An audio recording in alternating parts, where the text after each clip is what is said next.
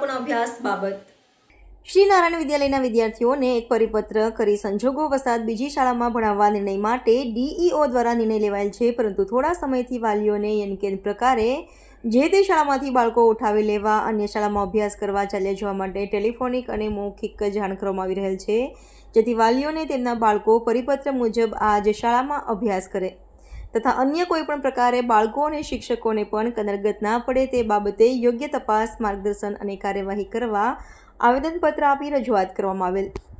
રજૂઆતને ધ્યાને લઈ ડીઈઓ સાહેબે વિશ્વાસ અપાવ્યો હતો કે આપના બાળકોનું ભવિષ્ય નહીં બગડે તથા આ વિષયે શિક્ષણ વિભાગ, શાસક વિભાગ અને અમો સૌ ખૂબ ગંભીર અને ચિંતિત છીએ, તેથી વાલીઓ અને વિદ્યાર્થીઓએ અભ્યાસ બાબતે કોઈ ચિંતા ફિકર કરવાની જરૂર નથી, પરંતુ શાળાની હાલની પરિસ્થિતિને ધ્યાને લઈ વાલીઓએ કોઈ ચોક્કસ વિચાર કરવો જોઈએ તેવી માર્મિક સલાહ આપી હતી.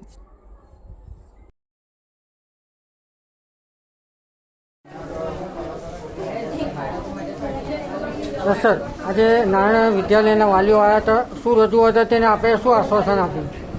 આજરોજ નારાયણ વિદ્યાલયના વાલીઓ એમના બાળકોના અભ્યાસ માટે ખૂબ જ ચિંતિત છે.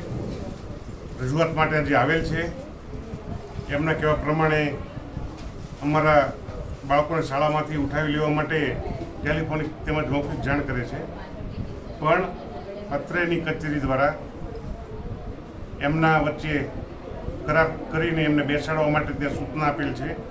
એટલે મારે તમામ વાલીઓને એટલું જ કહેવું છે, તમારે કોઈ પણ પ્રકારની ચિંતા કરવાની જરૂર નથી. શિક્ષણ વિભાગ અને સરકાર આપની સાથે છે. આપનું બાળક શિક્ષણથી વંચિત નહીં રહે એની જવાબદારી અમે પૂરેપૂરી નિભાવીશું.